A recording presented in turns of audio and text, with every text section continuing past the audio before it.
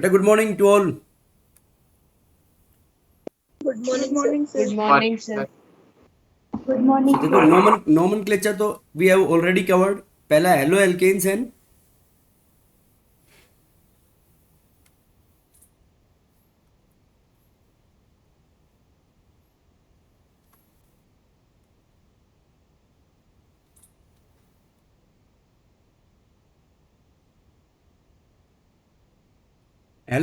Hello arenes. देखो बेटा isomerism,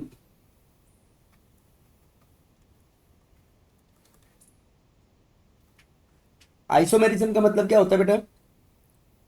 देखो आइसोमेरिज्म का तो सबसे पहले इसमें एक टर्म आती है isomers. Isomers means same molecular formula Same molecular formula but different structural formula. But different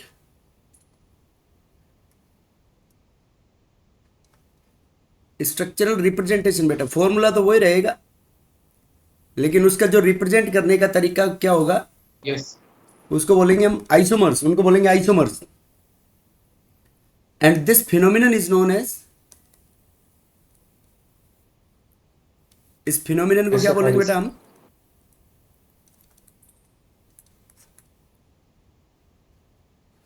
बेटा this phenomenon is known as isomerism. Okay,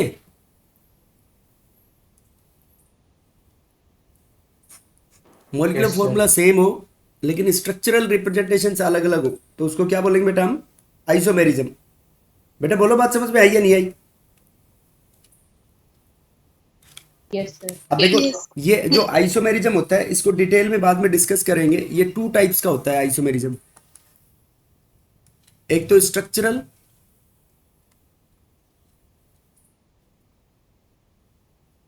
और दूसरा होता है बेटा स्टीरियो।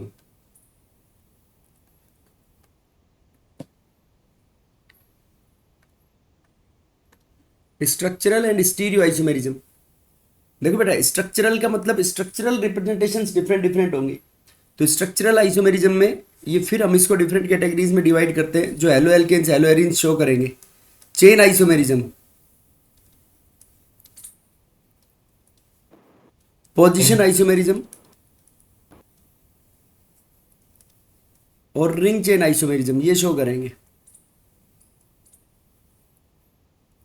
और स्टीरियो स्टीरियो आइसोमेरिज्म फिर इसको दो कैटेगरीज में डिवाइड करते हैं हम इसको।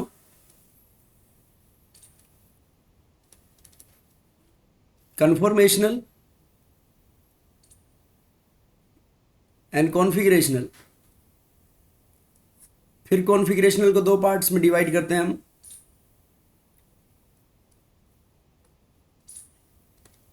ज्योमेट्रिकल ज्योमेट्रिकल और ऑप्टिकल। ठीक है बेटा, conformational and configurational, geometrical and optical. देखो ये इनके अंदर बीच में और भी डिफरेंट टाइप्स के होते हैं। मेटामेरिज्म, लेकिन वो इनमें नहीं आएंगे। मेटामेरिज्म, फंक्शनल आइसोमेरिज्म और एक टोटामेरिज्म।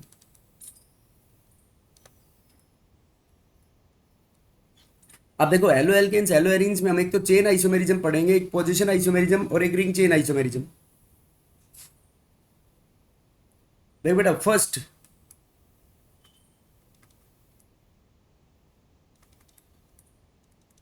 Chain isomerism. बेटा चेन आइसोमेरिज्म का मतलब क्या होगा? सर जो रिंग देखो मतलब जो नाम से पता चल रहा है सेम मोलिकुलर। कंपाउंड्स रहेंगे, हाँ बोल देवेंदु बोल, सुन रहा हूं मैं। सर जो कंपाउंड्स रहेंगे वो चेन फॉर्म में रहेंगे। नहीं नहीं, चेन फॉर्म में क्या बेटा? Same molecular formula but different length of the carbon chain. Same molecular formula but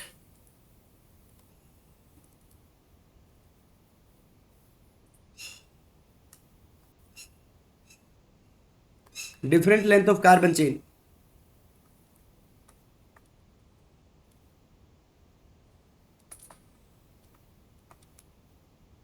रिया,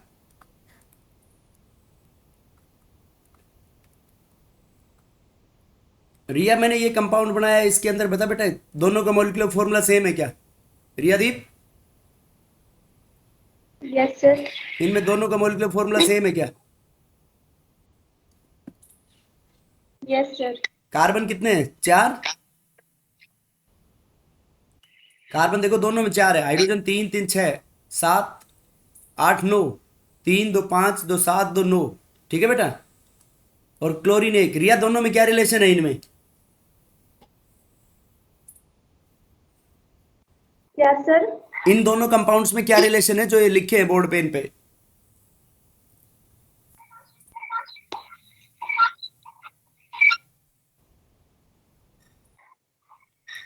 रिया बोल बेटा फटाफट। सर इनके शाबाश, कौन बोला? बेटा इसमें देखो 4 कार्बन की चेन नहीं बनेगी, और इसमें कोई सी बना लो यही 3 कार्बन की बनेगी। तो दोनों का yes sir. Molecular formula same है, एक में 4 कार्बन की चेन है, एक में 3 कार्बन की चेन है, तो दोनों में क्या रिलेशन होगी?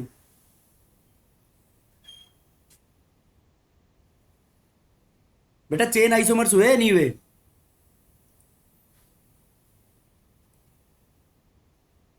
अरे बोलो। Yes. तनु ये भी चेन आइसोमर है क्या इनका?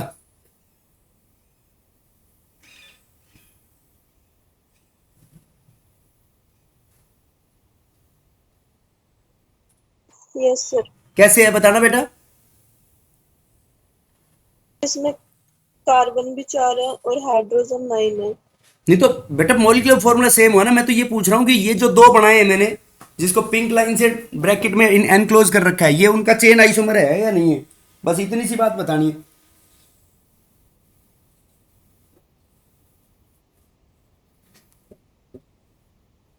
सर होगा क्योंकि लॉन्गेस्ट चेन 3 कार्बन चेन की आएगी, CH3 CH C और CH3। तो बेटा चेन आइसोमेरिज्म कैसे हुआ? ये और ये में चेन, इसमें भी 3 कार्बन की, इसमें भी 3 कार्बन की। पहले वाले के साथ ये चेन आइसोमर बोल सकते हैं इसको हम, लेकिन दूसरे वाले के साथ चेन आइसोमर होगा क्या ये? देखो दूसरे वाले के साथ तो इस पे 1 क्लोरो है, 2 पे मिथाइल है, इसमें 2 क्लोरो 2 मिथाइल है, तो इसमें तो पोजीशन अलग हुई ना उसकी। Yes sir. बेटा नहीं समझे बात? रिया समझ गई क्या? Yes, sir. ये चेन आइसोमेरिज्म। अब देखो बेटा ऐसे कोई नहीं पूछेगा कि ये बताओ कि ये चेन आइसोमर, तुम्हारे को कोई भी मॉलिक्यूलर फॉर्मूला दे देंगे, जैसे मैं एक फॉर्मूला लिख दूं और ये पूछेंगे कि इसके टोटल चेन आइसोमर्स कितने पॉसिबल हैं। जैसे C5, अगला 5 दूनी 10 और 11, C5 H9 भी H11 Br, इसके कितने चेन आइसोमर्स पॉसिबल है? देखो बेटा सबसे पहले स्ट्रेट चेन बना लो, 1 2 3 4 5 Br, कितने कार्बन की चेन होगी बेटा इसमें?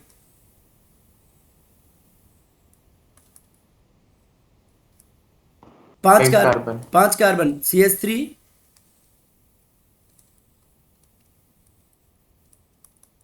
इसमें कितने कार्बन की होगी बेटा ये?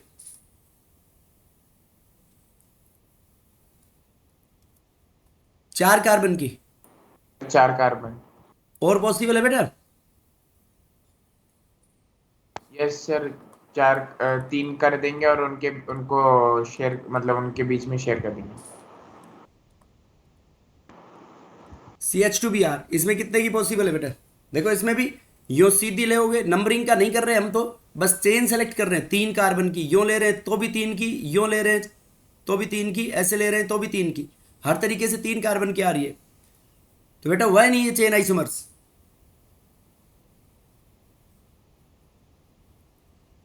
बेटा बोलो समझ में आई या नहीं आई बात? Yes, sir. तो ऐसे बनाएंगे। उसके बाद second is position isomerism.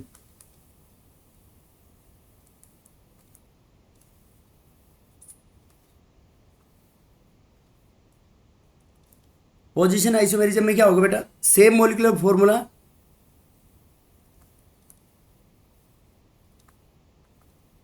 But different positions.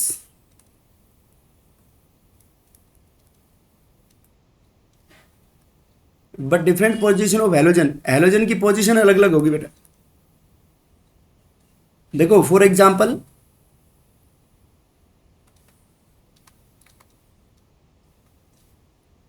देखो ये 1 क्लोरोप्रोपेन है और ये 2 क्लोरोप्रोपेन हो गया बेटा, दोनों में क्या रिलेशन हुई इनमें? Position isomerism. पोजीशन आइसोमर्स हो गए, पोजीशन अलग अलग है क्लोरीन की, इसका नाम हो गया 1 क्लोरोप्रोपेन और ये हो गया आपका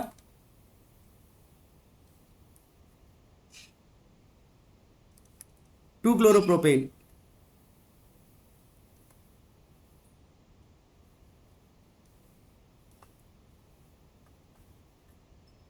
रिया इनमें बता क्या रिलेशन है, रियादीप?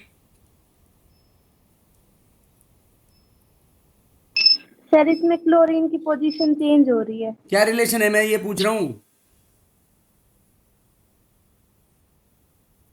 तीनों कंपाउंड्स में पोजीशन आइसोमर्स है या नहीं है फिर ये?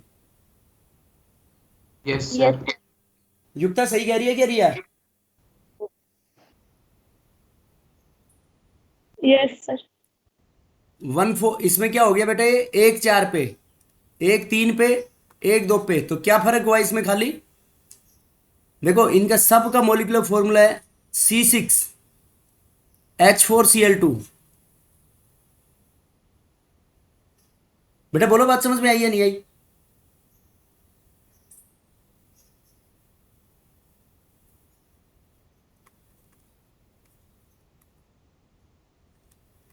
देवेंदु बताए एक डाई को पोजीशन आइसोमेरिज्म शो करने के लिए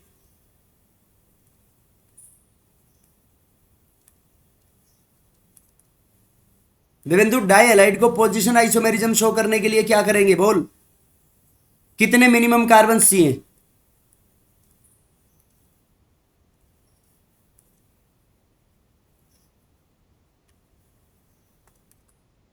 रिया बता बेटा। सर 3। गलत। तनु, तनु बोल यस सर। कितने? यस सर मत करो तो फटाफट बोलते जाओ, तुम तो आंसर पता है तो।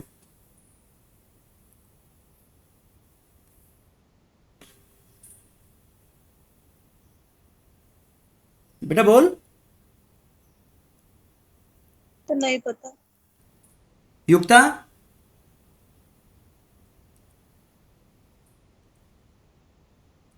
नहीं पता।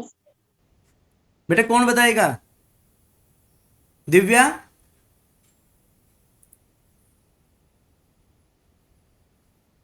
दिव्या, अंजलि, एकता,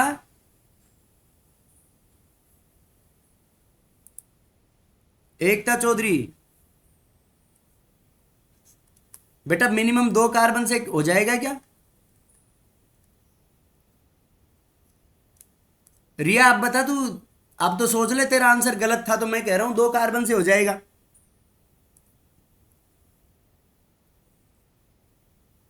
रिया बोल बेटा, सही कह रहा हूं नहीं? Yes sir. देख एक तो CH3 CH ClCl और दूसरा CH2Cl CH2Cl, तो ये पोजीशन आइसोमर हुआ या नहीं हुआ बेटा? देखो इसका क्या नाम होगा, 1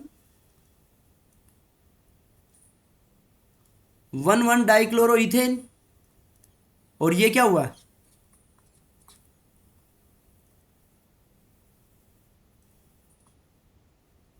वन टू डाइक्लोरोइथेन। बेटा बताओ पोजीशन अलग अलग है या नहीं? पहले में एक ही कार्बन के ऊपर थे, दूसरे में दोनों अलग अलग कार्बन के ऊपर है।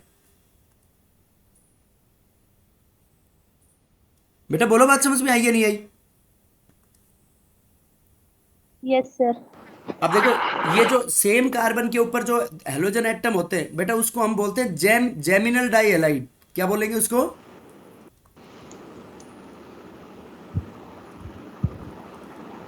जेमिनल डाई हैलाइड, और शॉर्ट फॉर्म में जेम से जानते हैं। और दोनों अगल बगल में हो तो उसको बोलते हैं हम विसिनल डाई हैलाइड। विसिनल और विस डाई हैलाइड।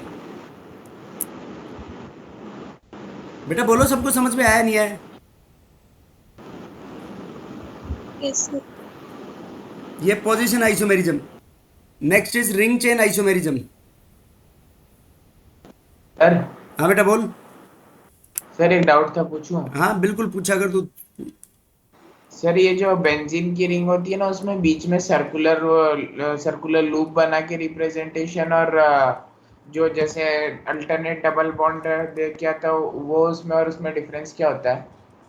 बेटा वो देखो, क्या होता है कि रेजोनेंस की वजह से जहां जहां पे डबल बॉन्ड कैरेक्टर आता है ना, वहां पे हम ring dot dot line structure बना देते हैं। देख, जैसे ये है, तो इसका नाम बेटा मैं अगर ऐसे बोलूं, यहां से नंबरिंग करी 1 2 3 4 5 6, तो तुमने कभी ऐसा नहीं सोचा कि इसका नाम ये होना चाहिए साइक्लोहेक्सेन 1 3 5 ट्राइन?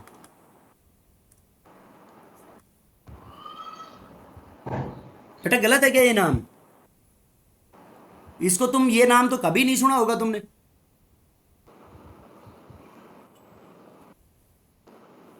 बेटा बोलो।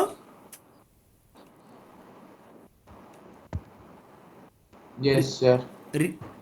बेटा सुना है क्या? तनु सुना है ये नाम? नहीं सुना सर। बेटा ये अल्टरनेट पोजीशंस Sir. होती है, ये डबल बॉन्ड यहाँ चला जाएगा, ये यहाँ चला जाएगा, ये यहाँ आ जाएगा, तो इसका भी यही नाम है। तो रेजोनेंस जहाँ जहाँ पे होता है, तो रेजोनेंस की वजह से जहाँ जहाँ पे उसका हाइब्रिड जब बनाते हैं हम, तो जहाँ जहाँ डबल बॉन्ड कैरेक्टर आता है वहाँ पे डॉट डॉट लाइन बनाते हैं। तो डबल बॉन्ड कैरेक्टर पूरी रिंग में ही आ रहा है, तो पूरी रिंग में डॉट डॉट लाइन बना दी ऐसे। ठीक है। अब क्या होता है बेटा, देखो जैसे ये एक एल्कीन है, CH2 डबल बॉन्ड CH2, तो इस पे जब हम हाइड्रोजन जोड़ेंगे तो ये बन जाएगा, क्या बन जाएगा, निकल कैटलिस्ट की प्रेजेंस में CH3 तो एल्केन बनेगा, प्लस एनर्जी रिलीज करेगा, और जो एनर्जी रिलीज करेगा उसको बोलते हैं हम हीट ऑफ हाइड्रोजनेशन। क्या बोलते हैं बेटा उसको हम? हीट ऑफ, क्या बोलेंगे बेटा जो एनर्जी रिलीज करेगा उसको? Heat of hydrogenation. ओके बेटा बोलो, बात समझ में आई या नहीं आई? अब ये जो एक जब डबल बॉन्ड को अनसेचुरेटेड को सेचुरेटेड में बदलते हैं, तो सर ये बीच हीट में ऑफ एक बार हाइड्रोजन। आपकी आवाज चली गई। बेटा मैं ये कह रहा हूं, जब अनसेचुरेटेड कंपाउंड को सेचुरेटेड में बदलते हैं, तो जब वो जो एनर्जी रिलीज होती है उसको बोलते हैं हीट ऑफ हाइड्रोजनेशन। क्या बोलते हैं उसको? Of hydrogenation. Heat of hydrogenation. तो ये जो हीट ऑफ हाइड्रोजनेशन है बेटा, ये एक डबल बॉन्ड के लिए 30 किलो कैलोरी रिलीज हो रही है। एक डबल बॉन्ड के लिए 30 किलो कैलोरी रिलीज हो रही है। तो इसमें 3 डबल बॉन्ड है, तो इसमें 3 हाइड्रोजन जुड़ेंगे, तो क्या बन जाएगा ये? साइक्लोहेक्सेन बन जाएगा बेटा ये। तो यहां पे बताओ कितनी एनर्जी रिलीज करेगा?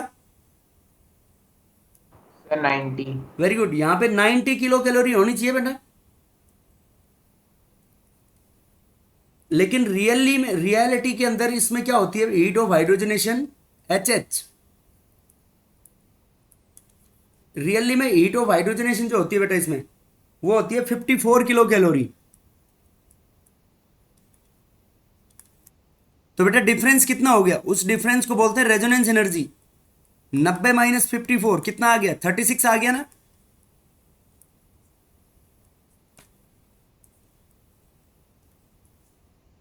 बेटा बोलो, बात समझ में आई या नहीं आई? मतलब रेजोनेंस एनर्जी का मतलब होता है decrement in energy of a molecule due to resonance. Resonance की वजह से मॉलिक्यूल की एनर्जी कम होगी, तो एनर्जी कम होगी तो स्टेबिलिटी बढ़ गई। इसलिए यहां पे रिंग लाइक स्ट्रक्चर बनाते हैं और इसका नाम बेंजीन लिखते हैं हम।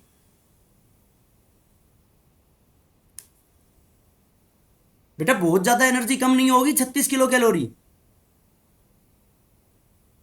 Yes sir. देवेंद्र समझ गया बात?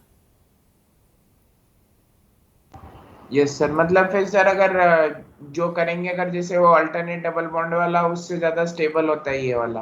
हाँ ये वाला बेटा, ये पूरा ओवरऑल रिप्रेजेंट करेंगे ना। जैसे ओजोन का मॉलिक्यूल मैंने इनऑर्गेनिक में नहीं बताया था, तुमने ओजोन का मॉलिक्यूल ऐसे बनाया, ये यहाँ पे एक लोन पेयर थी, तो इसका दूसरा रेजोनेटिक स्ट्रक्चर ऐसे भी तो बनाया था। याद करो इसकी बॉन्ड लेंथ मैंने कितनी बताई थी देवेंद्र, बताई इसकी बॉन्ड लेंथ? 128 पिकोमीटर बताई थी ये बेटा। Yes sir. ये दोनों बॉन्ड लेंथ अलग अलग बताई थी या सेम थी? रियादीप बता क्या थी? Sir same.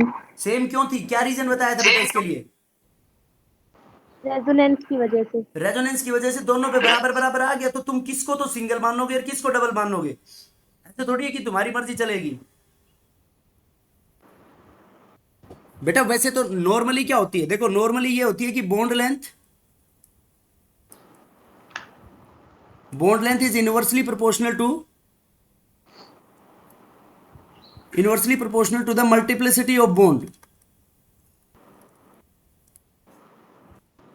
Multiplicity of bond की इनवर्सली प्रोपोर्शनल होती है, मतलब जितने बॉन्ड्स का नंबर जितना ज्यादा होगा बॉन्ड लेंथ इतनी कम होगी। तो ये ए बॉन्ड लेंथ और ये बी बॉन्ड लेंथ, तो ए बेटा कम होनी चाहिए और बी ज्यादा होनी चाहिए, लेकिन ए और बी दोनों बराबर है, तो ए और बी दोनों बराबर है तो क्यों होगी वो? Because of resonance. तो वही है रेजोनेंस की बात है। रेजोनेंस का मतलब ओवरऑल ये है बेटा, जैसे एक आदमी है, एक आदमी अपने रूप बदल ले बार बार, जैसे कभी तो वो हिंदू बन जाए, हिंदुओं जैसा भेष बना ले, कभी मुसलमान बन जाए, कभी सिख बन जाए, कभी ईसाई बन जाए, और वो क्रिमिनल है, तो उसको आइडेंटिफाई करना मुश्किल होगा ना यस सर। बेटा? बोलो। Yes sir. Yes sir. तो उसको आइडेंटिफाई करना मुश्किल होगा, तो लेकिन उस आदमी की तो स्टेबिलिटी बढ़ गई ना, हम उसको आइडेंटिफाई नहीं कर पा रहे। तो वही हो गया रेजोनेंस। रेजोनेंस का मतलब एक मॉलिक्यूल का जो रूप है, उसका जो अपने आप को रखने का जो तरीका है वो अलग अलग तरीका होता है, तो उसको उसकी स्टेबिलिटी बढ़ जाती है। स्टेबिलिटी बढ़ेगी तो रिएक्टिविटी क्या हो जाएगी उसकी? कम। ऐसे बोल सकते हैं बेटा, stability is inversely proportional to reactivity. तो रेजोनेंस की वजह से बेटा बेंजीन की स्टेबिलिटी बढ़ रही है, तो बेंजीन की रिएक्टिविटी क्या हो जाएगी? कम हो जाएगी। अरे बोलो भाई, समझ में आया नहीं आया? Yes sir. बेटा एनी डाउट? सर इसमें अगर फिर अपन सर्कुलर उसकी जगह अल्टरनेट डबल बॉन्ड की जगह रिंग लगा लेंगे तो फिर उसमें उस केस में बॉन्ड ऑर्डर भी तो चेंज हो जाएगा ना? बेटा बॉन्ड ऑर्डर चेंज नहीं होगा, बॉन्ड ऑर्डर तो फिर बराबर आएगा। इसमें बॉन्ड लेंथ, कार्बन कार्बन की बॉन्ड लेंथ, मैं कह रहा हूं कि रेजोनेंस की वजह से अगर हर जगह डबल बॉन्ड कैरेक्टर आ रहा है तो बॉन्ड लेंथ बराबर होगी फिर उनकी। भाई तुम कैसे सर मानोगे ऑर्डर, इसमें? कहां बॉन्ड पर तो ऑर्डर। तुम सिंगल अज्यूम करोगे और कहां पे तुम डबल अज्यूम करोगे? सर मैं बॉन्ड ऑर्डर की बात कर रहा था। हाँ, तो बॉन्ड ऑर्डर क्या होता है? बॉन्ड ऑर्डर सेम रहेगा बेटा, सबका सेम रहेगा। Yes sir. देखो बेटा, रिंग चेन आइसोमेरिज्म, देवेंद्र समझ गया क्या? Yes sir. Ring chain isomerism में क्या होगा बेटा? इसमें one compound, one compound in the form of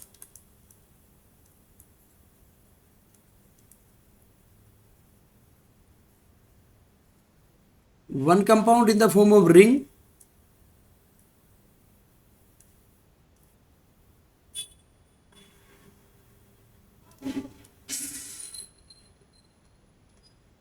and another in the form of chain। एक कंपाउंड बेटा रिंग की फॉर्म में हो और दूसरा कंपाउंड किसकी फॉर्म में हो? चेन की फॉर्म में हो, तो उसको क्या बोलेंगे हम? Ring chain isomerism.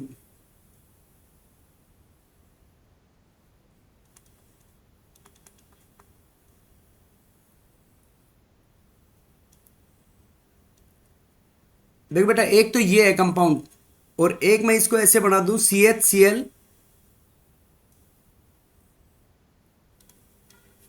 CH2CH2। बेटा देखो, दोनों का मॉलिक्यूलर फॉर्मूला, कार्बन 3 है और हाइड्रोजन 5 है और एक क्लोरीन है, लेकिन एक कंपाउंड रिंग की फॉर्म में और दूसरा किसकी फॉर्म में बेटा? चेन की फॉर्म में। तो बताओ रिंग चेन आइसोमेरिज्म होगा या नहीं होगा इसमें? Yes sir. बेटा बोलो। Yes sir. Yes sir. ये यस सर। ये रिंग चेन आइसोमेरिज्म। अब देखो, वो ऑप्टिकल आइसोमेरिज्म इसकी केमिकल प्रॉपर्टीज में पढ़ाएंगे। इसके बाद आते हैं इसके general methods of preparation.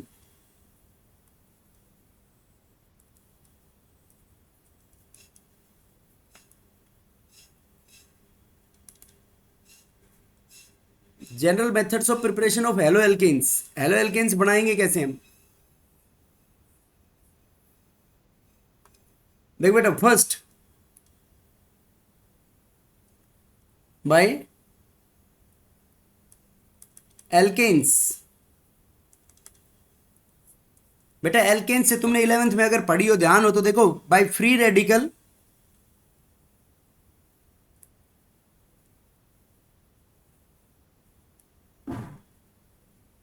Free radical halogenation reaction, free radical halogenation reaction से कराएंगे। तो देखो इसमें जनरल रिएक्शन क्या बनेगी आपकी, ये RH कोई भी एल्केन है,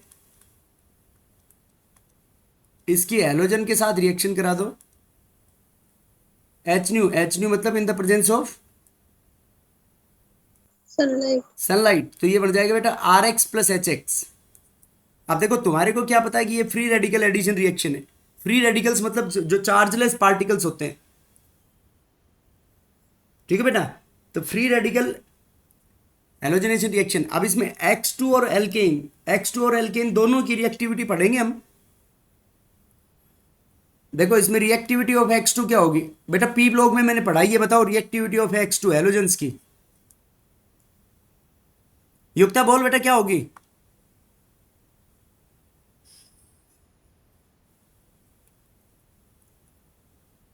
रिया बता।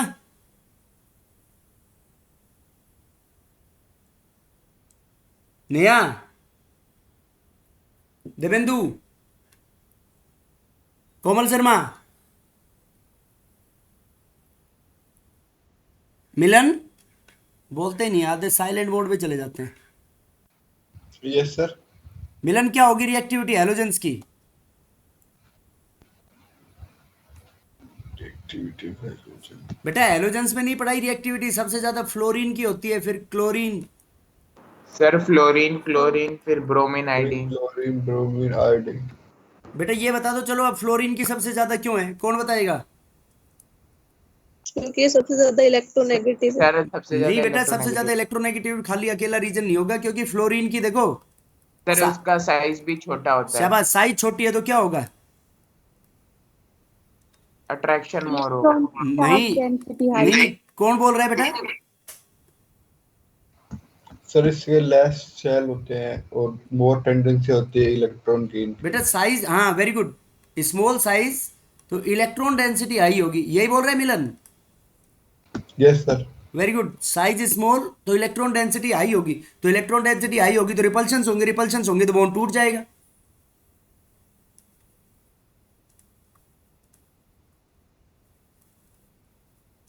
ठीक है बेटा, और फ्लोरीन के साथ हम रिएक्शन नहीं कराते, क्योंकि फ्लोरीन के साथ रिएक्शन अंधेरे में भी बिल्कुल डार्कनेस में कराएंगे, जब भी एक्सप्लोसिव रिएक्शन होगी, ब्लास्ट होगा उसके अंदर।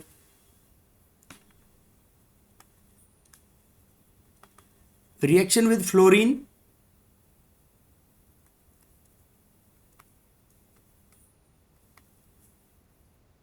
is explosive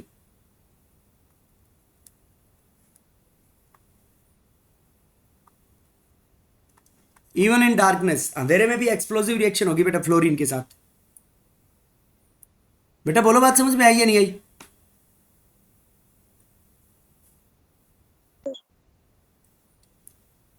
reaction with fluorine is explosive even in darkness, अंधेरे में भी एक्सप्लोसिव रिएक्शन होगी। ओके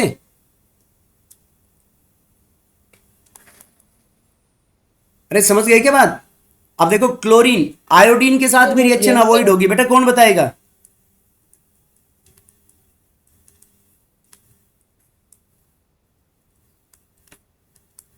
प्राइज मिलेगा इसका जो आंसर बताएगा उसको, जब स्कूल में आएगा, जब reaction with iodine is avoided. बताओ भाई।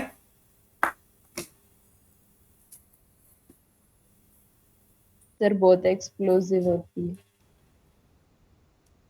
नहीं बेटा, एक्सप्लोजिव तो फ्लोरीन के साथ होगी, फिर आयोडीन की तो रिएक्टिविटी कम होगी। तो देखो बेटा, यहां पे जो बाई प्रोडक्ट बनेगा आयोडीन के साथ वो HI बनेगा। सर वो ऑक्सीडाइज कर देता है I2। ऑक्सीडाइज नहीं, उल्टा बोल रही है। कौन बोल रहा है? तनु, नेहा? नेहा ऑक्सीडाइज नहीं करेगा, HI साइड प्रोडक्ट। देख H तो LKG का बच्चा है, और आयोडीन 12th क्लास का बच्चा है, तो दोनों की आपस में मेल मिलाप होगा क्या कभी? अरे पॉसिबल है क्या? No sir. और ट्वेल्थ के हो दोनों तो पूरे दिन मौज मार लेंगे, पढ़ाई भी नहीं करनी हो तो भी। Yes or no? तो एच तो यस सर। एलकेजी का बच्चा और आयोडीन 12th क्लास का, तो दोनों अलग अलग हो जाएंगे जल्दी। अलग अलग होंगे तो एच जो है, एच रिएक्शन को वापस रिवर्सिबल करा देगा।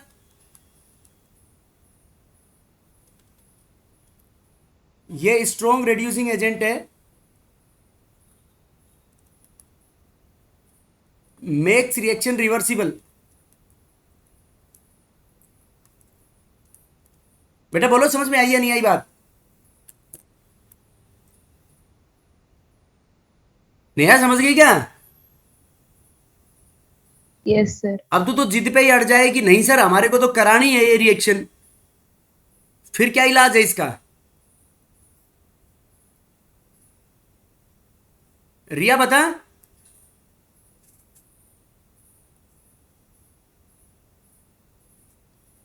रिया बोल।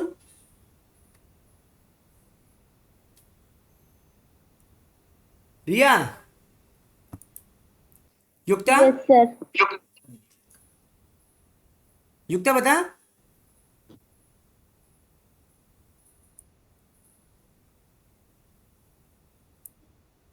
सर क्वेश्चन क्या है? बेटा मैं ये कह रहा हूं कि मैंने अभी ये कह दिया कि reaction with H I is avoided, लेकिन तुम जिद पे अड़ जाओ कि नहीं सर हमारे को तो करानी है, तो उसका क्या इलाज है, वो कैसे कराएंगे फिर?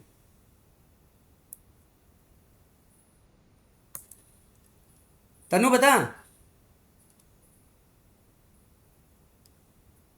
नेहा बता दे कि नेहा तू आंसर बता रही थी थोड़ी देर पहले, तेरे को सही आइडिया है इसका?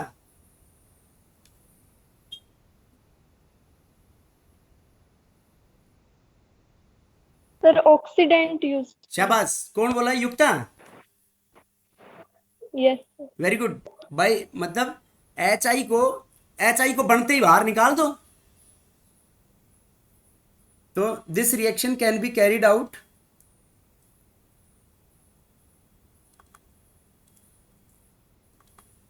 by using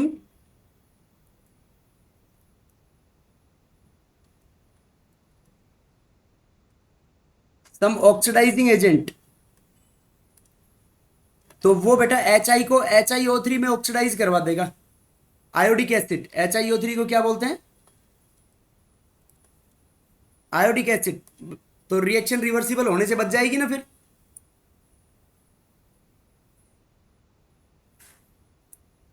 बेटा बोलो क्लियर है या नहीं बात? यस। अब देखो इसका मैकेनिज्म क्या है। मैकेनिज्म मतलब रास्ता। अब मेरे को बेटा बहरोड जाना है अभी, तो मेरे को हमारे गांव से बहरोड जाना है, तो हमारे गांव से बहरोड जाने के मेरे पास 10 रास्ते हैं, और हवाई जहाज से भी जा सकता हूं अगर एयरपोर्ट अवेलेबल हो तो, बहरोड और मेरे गांव के बीच में। Yes or no? Yes sir. तो सब सर रास्तों में एनर्जी एक्सपेंडिचर अलग अलग होगा बेटा। मैं पहले तो दिल्ली जाऊं, दिल्ली से बहरोड आऊं, मैं पहले जयपुर चला जाऊं, जयपुर इनडायरेक्टली किसी और रास्ते से फिर बहरोड आऊं, एक सीधा बिल्कुल कच्चे रास्ते से पैदल चला जाऊं, एक कुंड रोड से होके चला जाऊं, एक हाईवे से होके चला जाऊं, तो सब में एनर्जी एक्सपेंडिचर अलग अलग होगा या नहीं होगा? Yes sir. तो मैकेनिज्म का मतलब होता है रास्ता, एक रिएक्शन ने कौन सा रास्ता फॉलो किया प्रोडक्ट्स में बदलने के लिए। तो इसका मैकेनिज्म 3 स्टेप में डिवाइडेड होता है। पहला है चेन इनिशिएशन स्टेप।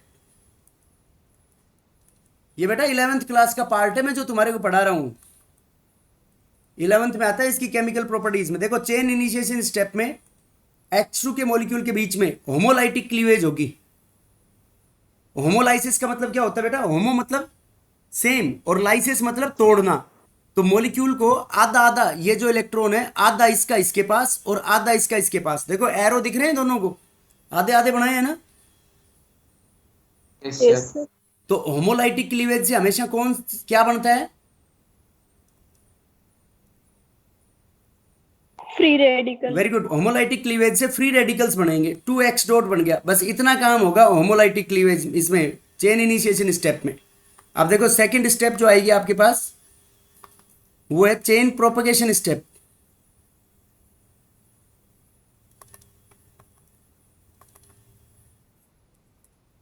बेटा चेन प्रोपगेशन स्टेप में देखो क्या होगा, ये RH है एल्केन, तो ये RH एल्केन में होमोलाइसिस करवाएगा। कौन करवाएगा? X डॉट करवाएगा। तो X डॉट दो तरीके से जुड़ सकता है, अगर R डॉट के साथ जुड़ा तो क्या बनेगा प्रोडक्ट? RX, और H डॉट के साथ बना रिएक्ट किया तो क्या बन गया बेटा उसमें? HX। Yes or no? Yes sir. तो देखो RX में क्या होगा बेटा, RX वाली ये ऊपर वाली रिएक्शन नहीं होगी और नीचे वाली होगी। जब दो पैरेलल रिएक्शन होती है ना, तो पैरेलल रिएक्शन में एक एक्सो है और एक एंडो है। ऊपर वाली रिएक्शन एंडोथर्मिक है और नीचे वाली रिएक्शन एक्सोथर्मिक है। तो थर्मोडायनेमिक्स क्या कहता है कि एक्सो होगी, एंडो नहीं होगी।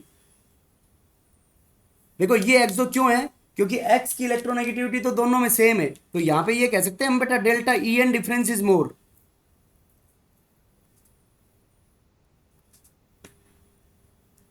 बेटा इलेक्ट्रोनेगेटिविटी डिफरेंस ज्यादा होगा इसके अंदर, यस और नो? तो इलेक्ट्रोनेगेटिविटी डिफरेंस ज्यादा होगा तो Yes. मोर स्टेबल बॉन्ड होगा। तो ये आर एक्स बनेगा इसके अंदर, आर एक्स नहीं बनेगा सॉरी, और ये बन जाएगा। तो आर एक्स नहीं बना तो बेटा आर डॉट अनरिएक्टेड रह गया इसके अंदर।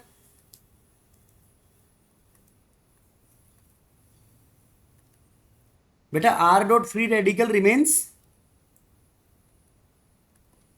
अनरिएक्टेड। अब ये देखो आर डॉट फ्री रेडिकल क्या करवाएगा, ये आर डॉट एक और मॉलिक्यूल X2 के बीच में होमोलाइसिस करवाएगा और बन जाएगा इसमें R X plus X dot. देख बेटा ये रिएक्शन एक्सोथर्मिक है। अब इस तरीके से जो आर एक्स बनेगा वो मेजर प्रोडक्ट होगा।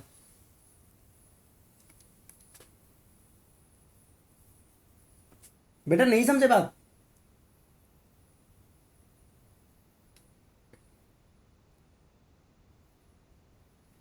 बेटा बोलो। सर समझ गए। बेटा एक सेकेंड वेट। क्या कह रहे हो?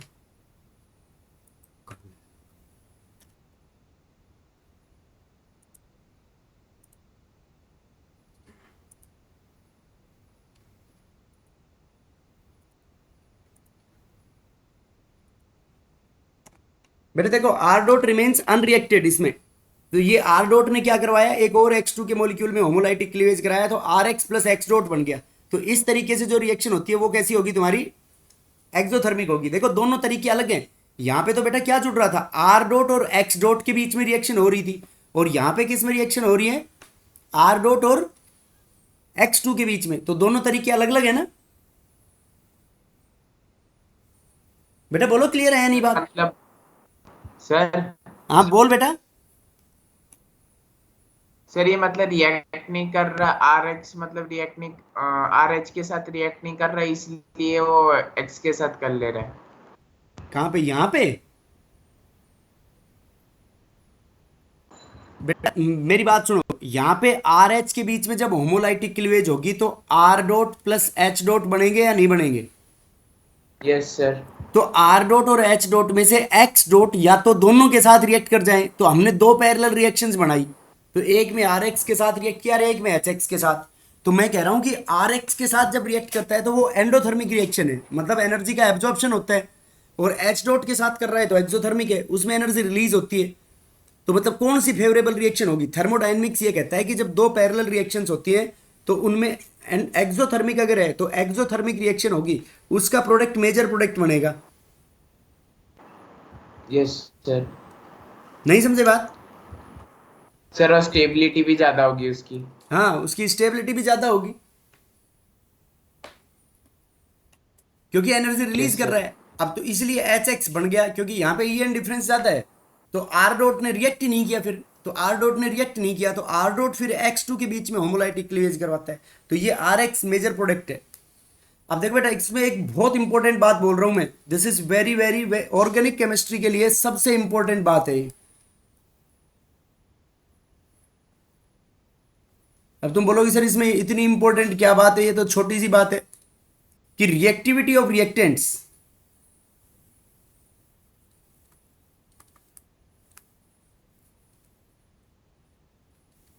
reactivity of reactants is directly proportional to the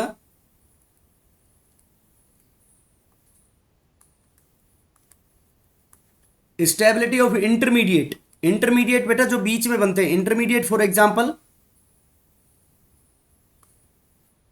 carbocation, carbanion और फ्री रेडिकल्स।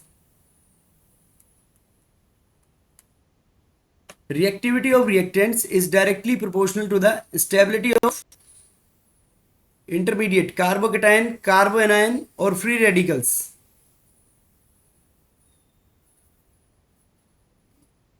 ठीक है बेटा, reactivity of reactants is directly proportional to the stability of reactivity of reactants is directly proportional to the stability of intermediate. देखो बेटा, इस बात का क्या मतलब है? इस बात का ये मतलब है कि मान लो तुम्हारे को यहां से दिल्ली जाना है, बहरोड से दिल्ली जाना है। अब बहरोड से दिल्ली जाने के लिए शाहजहांपुर में बेटा जाम लगा रखा है ना लोगों ने। बेटा Yes, बोलो। sir, वो किसान आंदोलन रखा है। अरे कोई आंदोलन नहीं है, वो तो छोड़ो, तुम उस बात को दो, पर जाम लगा रखा है या नहीं लगा रखा है? Yes sir. तो तुम्हारा दिल्ली पहुंचने की प्रोबेबिलिटी तुम्हारे की ज्यादा हुई या कम हुई? कम हो गई ना, क्योंकि तुम्हारा रास्ता सेफ नहीं है। यस और अगर तुम्हारा रास्ता सेफ होता तो तुम तो बहुत आसानी से दिल्ली पहुंच जाते। बेटा बोलो, बात समझ में आई या नहीं आई?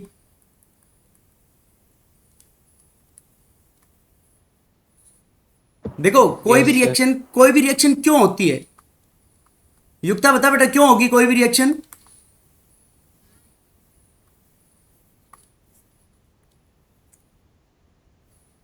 स्टेबल नहीं है। अच्छा तुम तो ये बताओ, क्या वो कह रही है स्टेबल नहीं है? सर, स्टेबिलिटी अटेन करने के लिए। शाबाश, स्टेबिलिटी अटेन करने के लिए होगी। क्योंकि तुम क्यों पढ़ाई कर रहे हो ये बताओ बेटा अपनी। तुम पढ़ाई मत करो, ऐसे ही बैठे रहा करो पूरे दिन। बेटा तुम इसलिए पढ़ रहे हो ना, इसलिए नॉलेज कलेक्ट कर रहे हो to attain more stable, society में स्टेबल बनने के लिए। हर जगह पे मतलब तुम स्टेबिलिटी गेन करने के लिए ज्यादा काम कर रहे हो, नहीं कर रहे हो? Yes sir. Yes, sir. बेटा बोलो, बात समझ में आई या नहीं आई? Yes sir. Yes yes. You are working hard to attain more stability. तो सेम बेटा वही कंसेप्ट हो गया ये, कि कोई भी रिएक्टेंट्स रिएक्ट क्यों करेंगे? वो रिएक्ट इसलिए करेंगे कि ज्यादा स्टेबल प्रोडक्ट्स बनाने के लिए। अगर पहले से ही ज्यादा स्टेबल होंगे तो वो रिएक्ट ही नहीं करेंगे। बेटा जैसे एटमॉस्फेयर में तुम सिंपल सा एक इनऑर्गेनिक एग्जांपल ले लो, नाइट्रोजन गैस प्रेजेंट होती है, यस सर। हाइड्रोजन गैस भी प्रेजेंट होती है।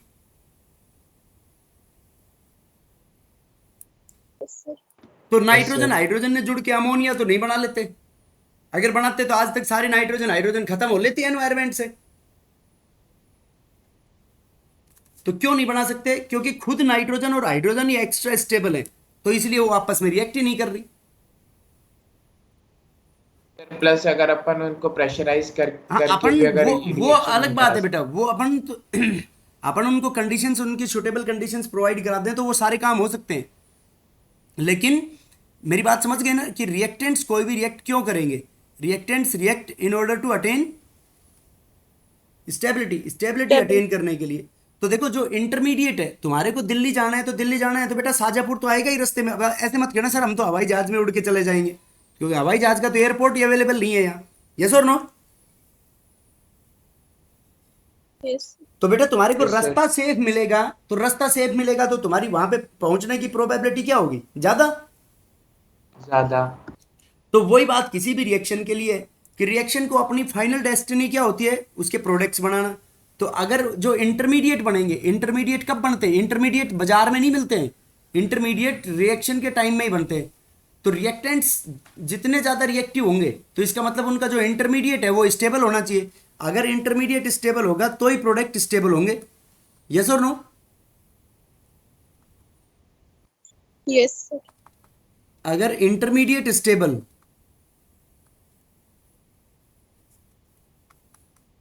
तो प्रोडक्ट्स भी क्या होंगे? प्रोडक्ट्स भी स्टेबल। तो रिएक्टेंट्स क्या होंगे? स्टेबल।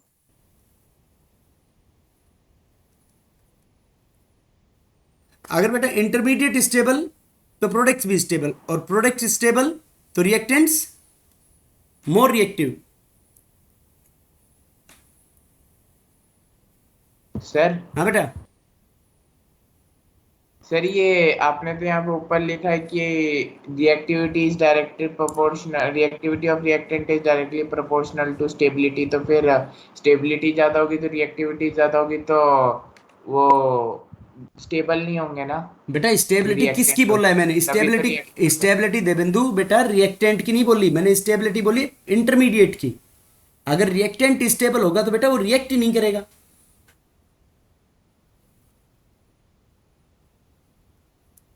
बेटा नहीं समझा बात?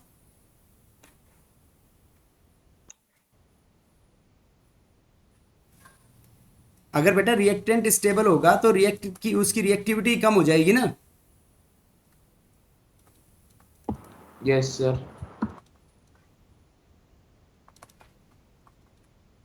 देखो बेटा नेक्स्ट लास्ट स्टेप इस मैकेनिज्म की, बेटा दो ही स्टेप हुई है ना अभी, चेन प्रोपगेशन, ये chain initiation step, chain propagation step और चेन टर्मिनेशन।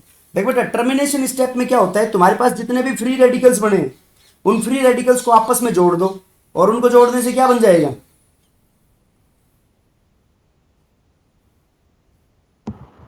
Stable compound. नहीं, स्टेबल कंपाउंड नहीं बेटा, जो भी फ्री रेडिकल्स जो टर्मिनेशन स्टेप में बनेंगे वो सारे माइनर प्रोडक्ट्स होंगे तुम्हारे। समझ गए बात? टर्मिनेशन में जितने भी फ्री रेडिकल, देखो एक्स एक्स फ्री रेडिकल आपस में दोबारा भी तो रिएक्ट कर सकते हैं ये, तो दोबारा रिएक्ट करेंगे तो क्या बन जाएगा उसमें? H2। ऐसे भी हो सकता है बेटा एक CH3 डॉट, अभी मैंने बताया था इस तरीके से रिएक्शन कम होती है, एक CH3 dot plus X dot बने तो इससे क्या बन जाएगा? CH3X। देखो अभी तो तुम कहोगे सर ऊपर वाली रिएक्शन में तो नहीं बनाया, लेकिन इस तरीके से जो CH3X बनेगा वो कैसे होंगे? ये सारे प्रोडक्ट्स माइनर क्वांटिटी के अंदर होंगे, ये CH3X। और इसको जनरली ऊपर मैंने R डॉट लिया था, क्या R डॉट लिया था, CH3 लिया था?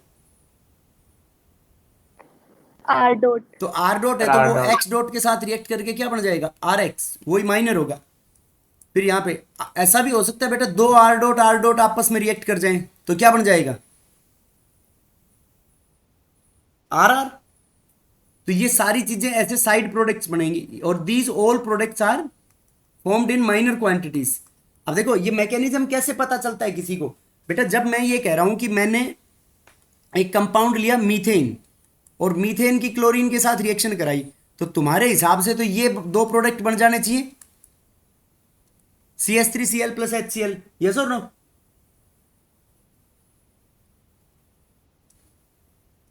बट साइड प्रोडक्ट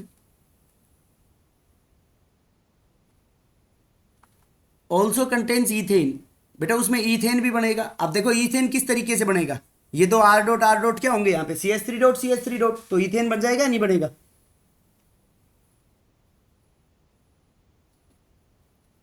बेटा बोलो क्लियर है या नहीं बात? यस। अरे भाई product also contain ethane, ethane किसकी वजह से होगा? एक CH3 dot plus CH3 dot, ये दोनों जुड़ के क्या बना लेंगे? देखो इसका तो कोई हिसाब बन ही नहीं रहा था ना इस रिएक्शन के अंदर, लेकिन फिर भी CH3 ये ईथेन बन रहा है, तो इसका मतलब ये जो सारे प्रोडक्ट्स बनेंगे जो टर्मिनेशन स्टेप्स के अंदर, वो all products will be minor products. अब देखो बेटा इसमें रिएक्टिविटी ऑफ एल्केन्स, ये इसमें फ्री रेडिकल्स बन रहे हैं, रिएक्टिविटी फ्री रेडिकल्स इंटरमीडिएट बन रहे हैं, तो एल्केन्स के लिए होगी रिएक्टिविटी उसके अपोजिट।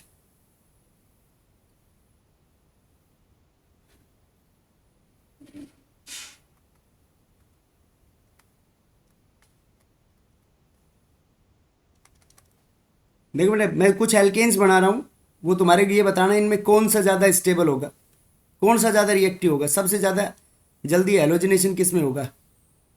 ईथेन,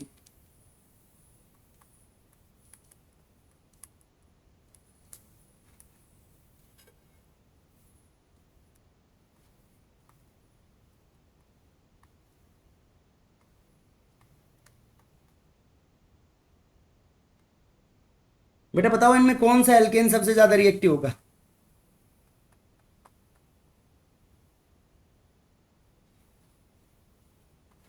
देखो बेटा, ये टर्सरी बनेगा इससे फ्री रेडिकल, इससे यहां से कौन सा बनेगा? ये सेकेंडरी फ्री रेडिकल साइट है, ये टर्सरी साइट है, और यहां से कौन सा बनेगा? प्राइमरी। और मीथेन से प्राइमरी भी नहीं बनेगा, सुपर रहेगा वो तो इसमें ये हो गया, this is the order of stability.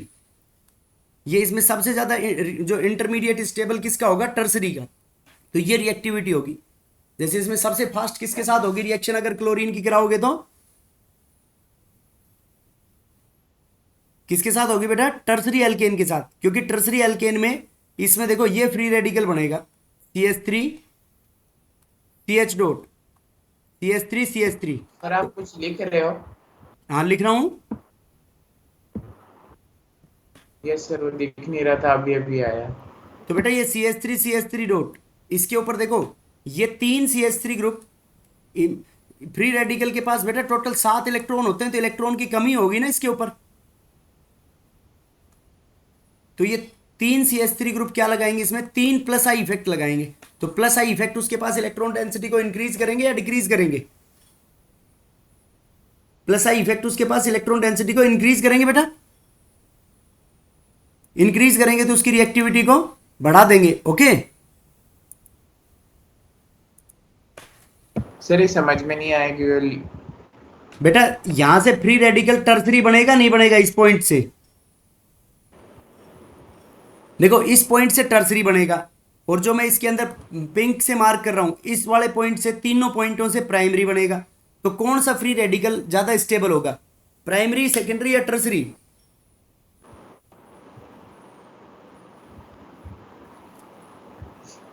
बेटा टर्सरी होगा या नहीं होगा? Yes sir. क्योंकि टर्सरी ये फ्री रेडिकल्स के अंदर बेटा टोटल कितने इलेक्ट्रॉन्स होते हैं? 7 इलेक्ट्रॉन। तो 7 इलेक्ट्रॉन है, तो ये इलेक्ट्रॉन डेफिशिएंट हो गया ना ये कंपाउंड। Yes sir. तो मतलब फ्री रेडिकल के पास 7 इलेक्ट्रॉन, तो इलेक्ट्रॉन डेफिशिएंट का मतलब पैसे की कमी, इलेक्ट्रॉन का मतलब ऐसे मान लो पैसा, और इलेक्ट्रोनेगेटिव का मतलब कंजूस, और इलेक्ट्रोपॉजिटिव का मतलब दानदाता। तो बेटा इलेक्ट्रॉन का मतलब पैसा, तो 7 इलेक्ट्रॉन होने चाहिए 8, तो पैसे की कमी होगी।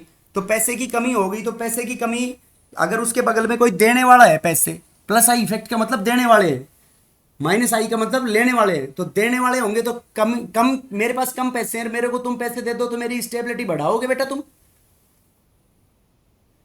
सर तो देखो यहाँ पे 3 पैसे देने वाले ग्रुप हैं, और यहाँ पे कितने होंगे पैसे देने वाले ग्रुप? 2 ही होंगे, और यहाँ पे 1 ही होगा। Yes, sir. और पहले वाले केस में है ही नहीं बेटा पैसे देने वाले ग्रुप। Yes or no? Yes sir. Yes sir. और बाकी नहीं आया तो बेटा फिर इसको कल पढ़ेंगे अपन। Okay yes sir. Okay, thank you.